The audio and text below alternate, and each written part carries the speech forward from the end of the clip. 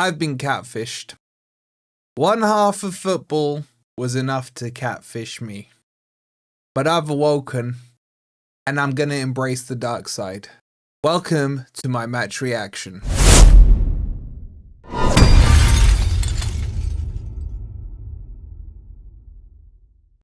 Hi guys, hope you're doing well, or as well as you can be doing, and welcome to my post-match thoughts on Forest 2, Midtjylland 3. And there's so much to talk about. I've had time to sit back, reflect, and think, and I got a few big home truths to share. So do me a big favor, make sure you hit the like button. Make sure you're subscribed as well if you are new. Today is the deadline for the giveaway with football prizes. It closes at 7:30 tonight. Go cheer yourself up with a ticket for 39p. You can buy as many as you want and you can win loads of these prizes. The main prize giveaway is a signed Forest shirt signed by the squad. You can also win a signed framed Hutchinson shirt. You want a signed framed Ndoye shirt. In fact, there's so many prizes, it would be longer than the video if I talked you all through them. So go scan this QR code or click on the link that's pinned in the comments. It closes 7:30 tonight UK time. 39p a ticket. Go grab them and cheer yourselves up. And let's get into this video.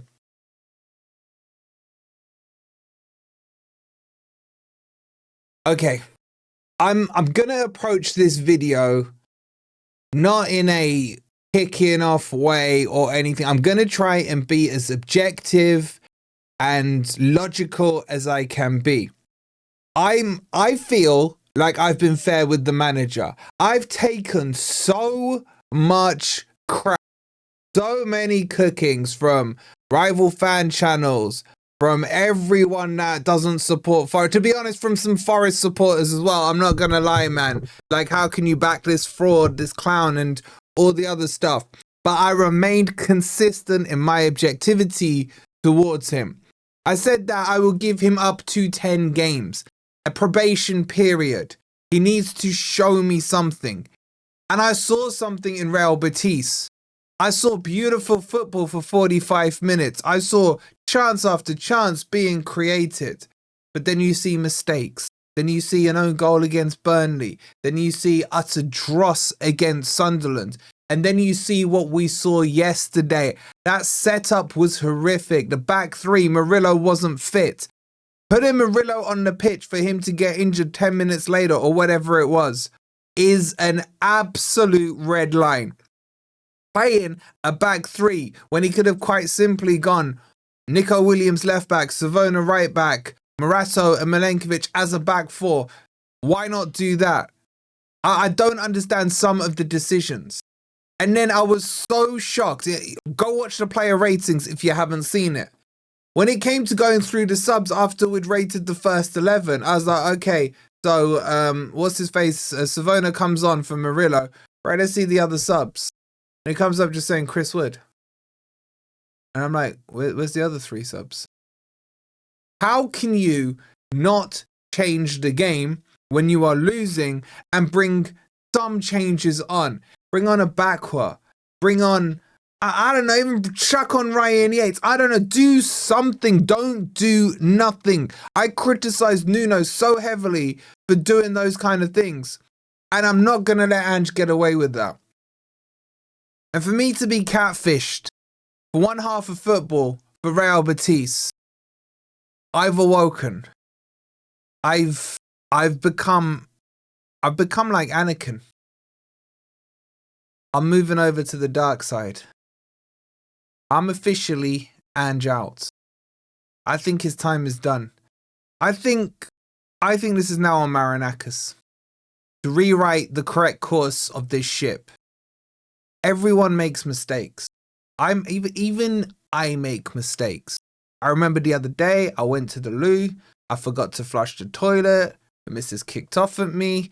I rectified it. I went back to the loo, flushed it, apologized.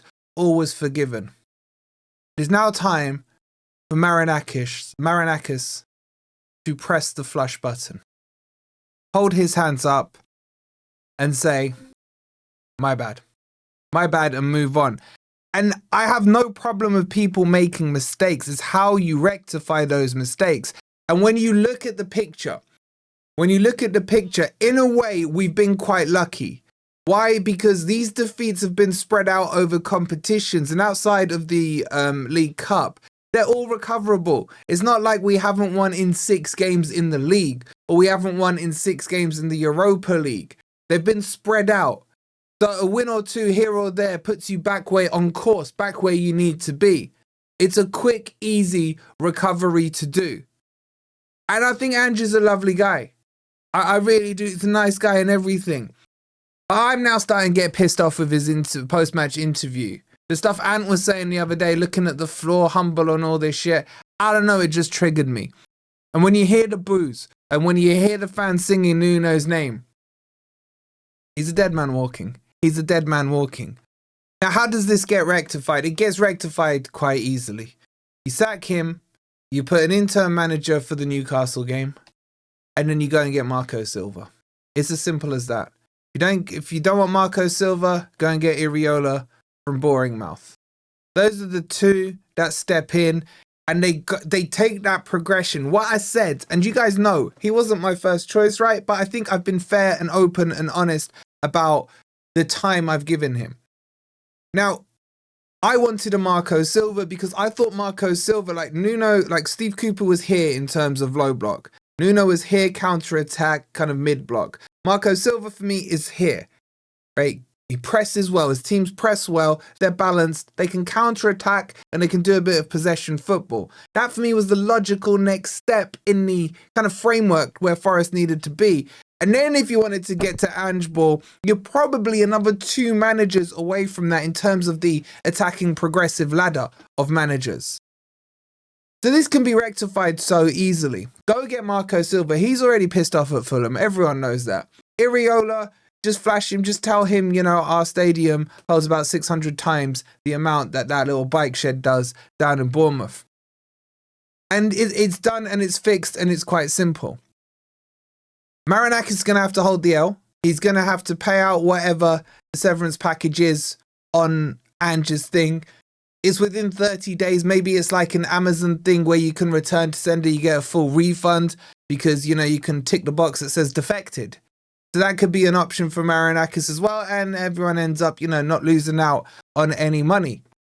But you could see in Ange's face, and I did feel a bit sorry for him because the questions were quite harsh in the post-match saying, did you hear the fans? Did you hear the fans? They don't like you, Ange. They don't want you here, Ange. And, he could have shied away and said, no, I was focused on the game and what have you. He's like, no, I could hear him. And I felt for him a bit. And, he needs to move on and kind of do his thing. And let's not forget, he's 60 years old as well, man. He doesn't need this kind of stress level at his age. I don't need this stress level at 23.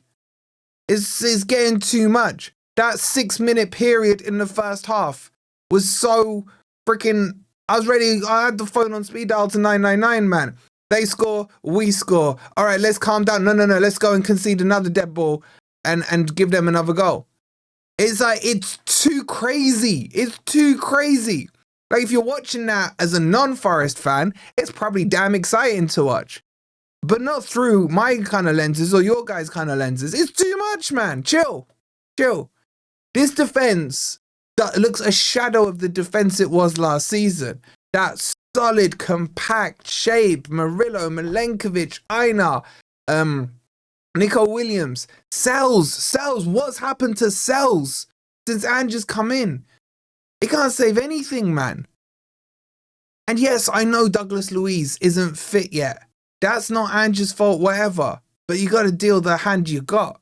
There's still enough players to do that. He could have set up with a midfield 3. He could have gone Sangare, Dominguez, Anderson, and just kind of compacted that midfield. We knew that Midtjylland were going to have power in that middle. But he played with a 2. He went 3-4-3, which leaves you a 2 in midfield. It's not enough. It's not enough. Our midfield is not good enough to play a 2-man midfield. So look, there's loads of different levels of anger with Ange right now. I hear it. I understand it. But I'm coming to this from an objective perspective. I said I'd give him up to 10 games. That's now 6 or 7 games. I saw signs, but I didn't see enough. I didn't see enough. And my red line was that Murillo thing. If Murillo is now injured for a long time, that for me is a line that he shouldn't have crossed. He should not have crossed it. We now look like a team who are playing set pieces like we did towards the end of Cooper's reign and the beginning of Nuno's reign. The organisation is gone. We went like 45, 50 different set pieces in a row without conceding a goal. I was calling them penalty corners yesterday. Everyone felt like it could go in. The organisation is gone. So I'm Ange out. How are you guys reacting now? Are you Ange in or Ange out? Let me know in the comments down below. We got Grumpy Old Reds tonight where there's going to be tempers that are flaring. We'll get it all discussed this evening. Go check out Football Prizes, 39p. Makes you feel a little bit better. Not a lot, but a little bit better. It ends tonight. Go grab your tickets. I'll speak to you guys tonight with the rest of the panel. Please do like if you haven't already. Make sure you've subscribed. Come on, you Reds.